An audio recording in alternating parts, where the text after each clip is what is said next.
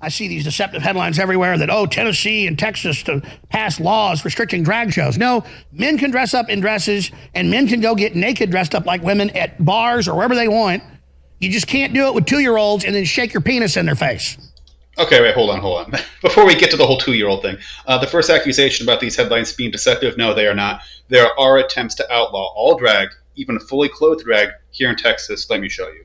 This is HB643, a bill by Jared Patterson, and this bill will say that any business of any kind that has any type of drag show, even if they're fully clothed, to be labeled as a sexually oriented business, meaning that they get held to the higher standards of that of a full-blown strip club, a nudie club, or even a brothel. So let's go with the actual contents of the bill real quick, because make no mistake, this bill wants to say that the definition of the word nude is not just entirely someone unclothed. No, it also means provides an audience of drag performances. Now let's look at the definition of the word drag performance in this context, because drag performance in this context means a performer that exhibits a gender identity that is different than the performer's gender assigned at birth.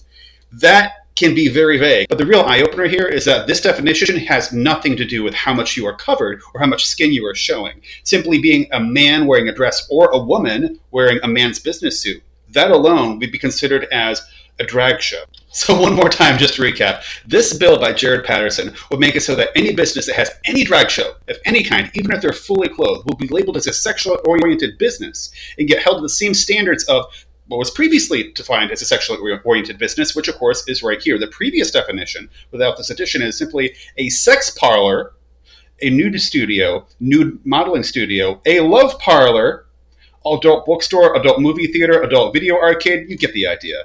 I mean, literally, we have sex parlor in here. That is the standard that businesses will get held to if you have a fully clothed drag show. If you have a man in a woman's dress, or even a woman in a man's business suit, then you get held to the same level as a sex parlor here in Texas. That's what this bill does. So just one more time, when even Alex Jones from InfoWars tries to say, no, men can dress up in dresses. No, actually, even that is under attack here in Texas. What's very alarming to me is that this is a far-right news anchor guy, and when even he says it would be crazy to restrict things like simply having men in dresses, no, there is legislation being pushed for by that here in Texas. The Texas legislature is so far to the right and extreme that apparently their ideals are even farther to the right than Alex Jones at InfoWars.